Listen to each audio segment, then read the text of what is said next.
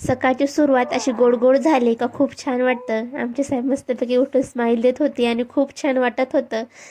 त्याला फीड वगैरे दिलं आणि त्याच्या पप्पांनी घेतलं त्याला. त्यानंतर मी स्वयंपाकाला सुरुवात केली. कारण की सकाळी उठलं का तेच एक काम असतं, उठा आणि स्वयंपाक करा. दुसरं आहेच काही जेवणामध्ये. पटापट स्वयंपाक करून घेतला. साधी सिंपल पोळ्या आणि भाजीच बनवली होती. त्यानंतर दादूचे पप्पा गेले आणि मग चला थोडी आमची मस्ती सुरू झाली. कारण की साहेबांना आजकाल प्रत्येक गोष्ट खायला लागते. तो माझे केस पण इतके ओढतो ना. आणि बाळाचं पहिलं खेळणं हे त्याच्या आईचे केसच असतात हे मी ऐकलेलं आहे. त्यामुळे तो माझे केस काही सोडत नाही, इतके तोडतो आणि इतका घट्ट पकडतो की काय सांगावा. आणि मग त्याला झोपी वगैरे घातलं आणि डायरेक्ट संध्याकाळीच व्हिडिओ कंटिन्यू केला. चहा बनवला होता. मी सहसा चहा घेत नाही पण कधी कधी घेते.